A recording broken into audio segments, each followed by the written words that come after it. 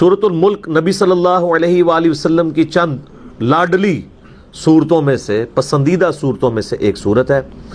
اس حوالے سے ایک بڑی زبردست حدیث ہے، صحیح سند کے ساتھ، جامعہ ترمذی میں موجود ہے، سنن نبی داؤد کے اندر موجود ہے، کہ اللہ کے محبوب صلی اللہ علیہ وآلہ وسلم نے فرمایا کہ قرآن حکیم میں 30 آیات پر مشتمل ایک صورت ایسی ہے جس نے اپنے پڑھنے والے کی شفاعت کی، حتیٰ کہ اسے جنت میں داخل کروا دیا، اور وہ صورت ہے تبارک الذی بیدہ الملک، یعنی یہ سورۃ الملک، پارہ نمبر 29 اور سورت نمبر ہے 67۔ اسی کانٹیکسٹ میں جامعہ ترمذی میں اور روایتیں بھی موجود ہیں، لیکن وہ اتنی صحت کے درجے پہ نہیں ہیں جو مرفوع روایتیں ہیں، البتہ اس کو سپورٹیو چند یعنی موقوفاً روایتیں موجود ہیں۔ مثال کے طور پر جامعہ ترمذی میں ایک حدیث موجود ہے کہ نبی علیہ السلام نے فرمایا کہ سورۃ الملک منجیہ ہے، یہ نجات دینے والی ہے، عذاب قبر سے یہ مانع ہے۔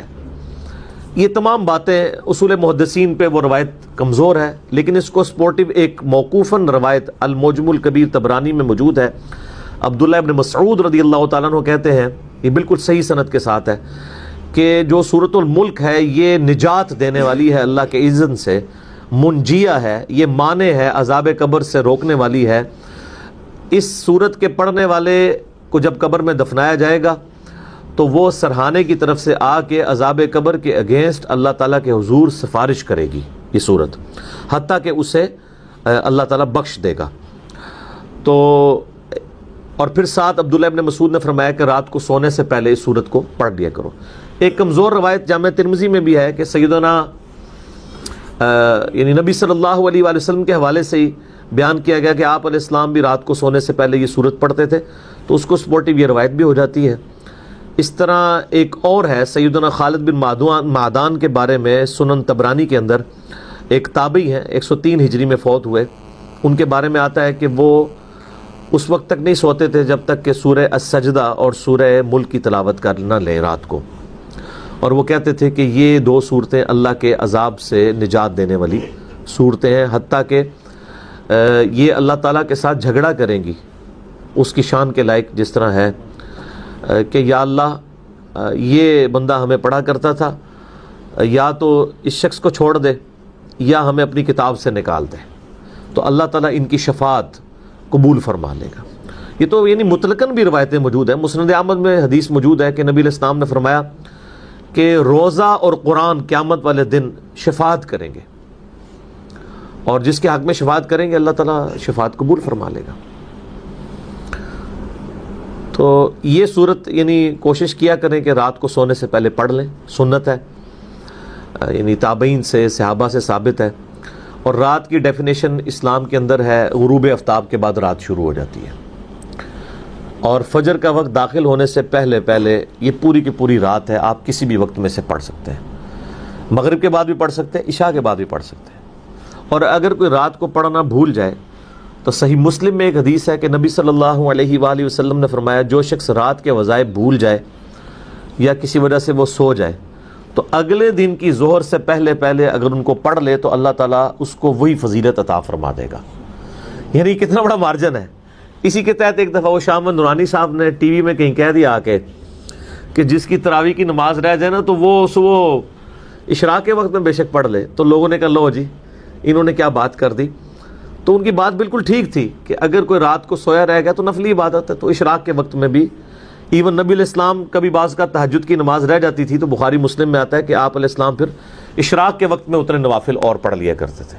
تو یہ ٹالرنس اللہ تعالیٰ نے رکھی ہوئی ہے، لیکن یہ ساری یعنی نفلی عبادات ہیں، یعنی یہ اوبلیگیٹری نہیں ہے بلکہ سنت ہے۔ وَمَا مِن دَابَّةٍ فِي الْأَرْضِ، اور نہیں ہے زمین میں چلنے پھرنے والا کوئی جاندار، الا علی اللہ رزقها، ہاں مگر یہ کہ اللہ تعالی کے ذمے ہے اس کا رزق، وَيَعْلَمُ مُسْتَقَرَّهَا، اور اللہ تعالی جانتا ہے اس کے رہنے کی جگہ کو۔ وہ کوئی بھی مخلوق ہے، زمین کی گہرائیوں میں کسی سوراخ میں کوئی رہنے والی مخلوق ہے یا سمندر کی گہرائیوں میں رہنے والی کوئی مخلوق ہے، تمام کے مساکن سے اللہ تعالیٰ واقف ہے۔ وَمُسْتَوْدَعَهَا، اور اسی کے علم میں ہے الٹیمیٹلی ان کے سونپنے کا مقام. یعنی جب مر کر انسان نے کہاں پہنچنا ہے وہ اللہ کے علم میں ہے. کسی نے ایئر کریش میں مرنا ہے, کسی کو زمین میں قبر ملنی ہے, کسی نے مچھلی کے پیٹ میں جانا ہے, اور کسی نے شیر کے پیٹ میں جانا ہے. یہ اللہ تعالیٰ کو پتا ہے کہ کسی شخص کا دنیا سے ایگزٹ کس طرح ہونا ہے. کوئی شخص نہیں دوسرے کو ڈیفائن کر سکتا, یہ اللہ کے ساتھ خاص ہے. کل فی کتاب مبین, اور اس سے حیران کن بات یہ ہے کہ ہر شے اللہ تعالیٰ نے ایک کھلی کتاب یعنی لوح محفوظ میں پہلے ہی لکھ لی ہوئی ہے. اتنا کامل علم ہے.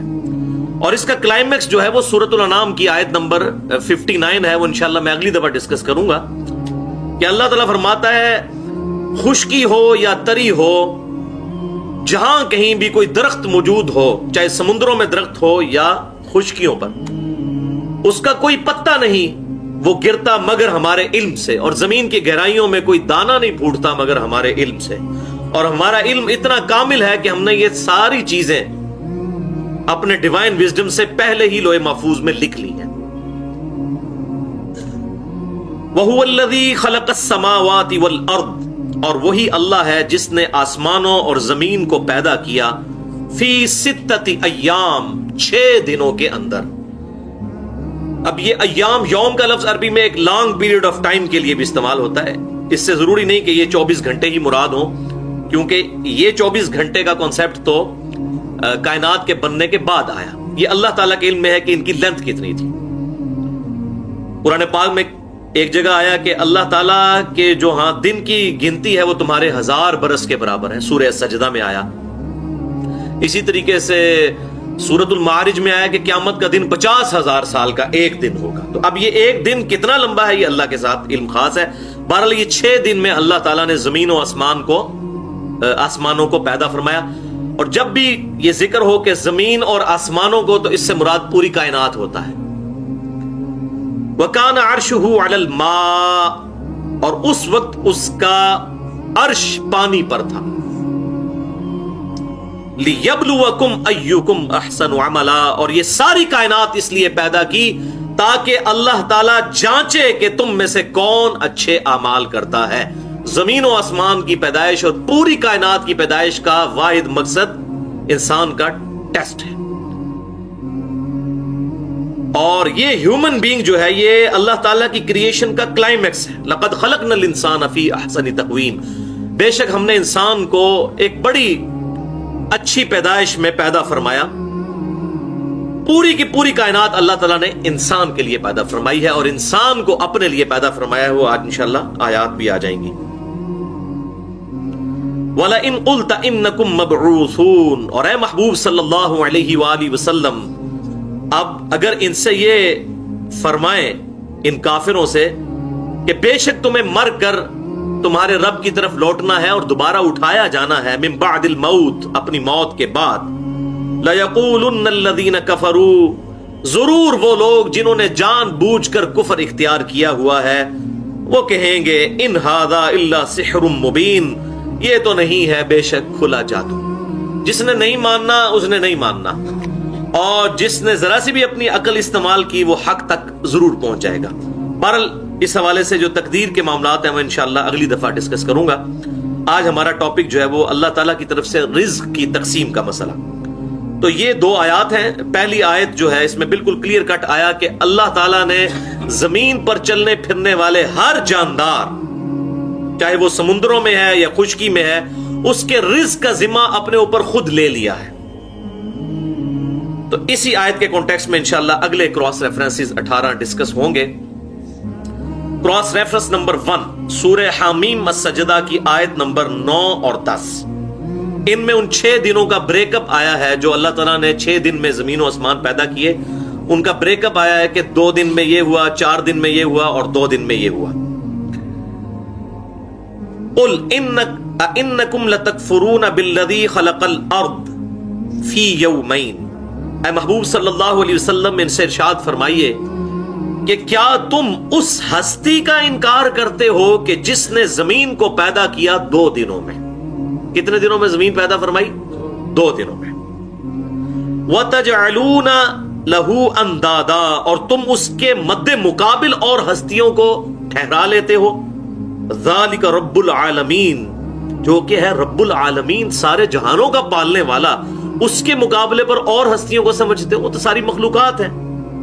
وجعل فیہا رواسی من فوقہا، اور اسی نے اس زمین کے اندر پہاڑ اوپر سے جما دیے، وبارک فیہا، اور اس میں برکت رکھ دی، وقدر فیہا، اور اس میں اندازہ مقرر فرمایا، اقواتہا، تمام خوراک کا، فی اربعتی ایام، 4 دنوں کے اندر، یعنی 4 دن میں اللہ تعالیٰ نے زمین میں تمام اسباب رکھ دیے، جتنے بھی مٹیریلز ہیں اور پوٹینشلی جو کچھ بھی زمین کی مخلوقات کی ریکوائرمنٹ ہے، جو بعد میں پھر وقت کے ساتھ ایکسپلور ہوئی، یہ ساری چیزیں اللہ تعالیٰ نے 4 دن میں جو ہے وہ رکھ دی۔ سواء للسائلین، یہ ضرورت مندوں کی حاجت کے مطابق اللہ تعالیٰ نے معاملات فرما دیے، یعنی زمین کے اندر تمام چیزیں پوٹینشلی رکھ دی۔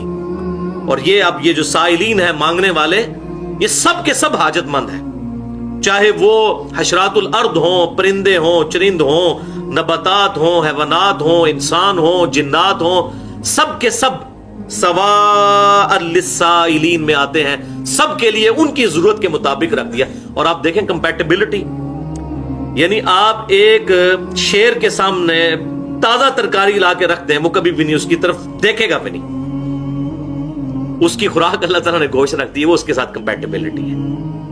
اسی طریقے سے ایک بکری کے سامنے آپ جناب فریش قیمہ رکھ دیں، وہ اس کو سونگے گی بھی نہیں، اس کے ساتھ وہ کمپیٹیبل نہیں۔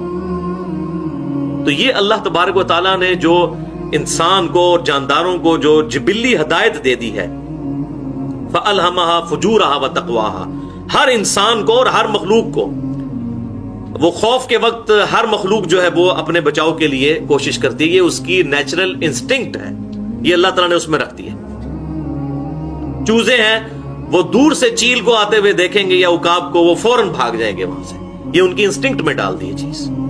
اسی طریقے سے آپ دیکھیں یہ کروکوڈائلز جو ہیں، مگر مچھوں کے بچے جیسے ہی پیدا ہوتے ہیں، انڈے سے نکلتے ہی فوراً جو ہے پانی کی طرف جاتے ہیں۔ اب ان کو کون بتاتا ہے؟ یہ ان کی انسٹنکٹ۔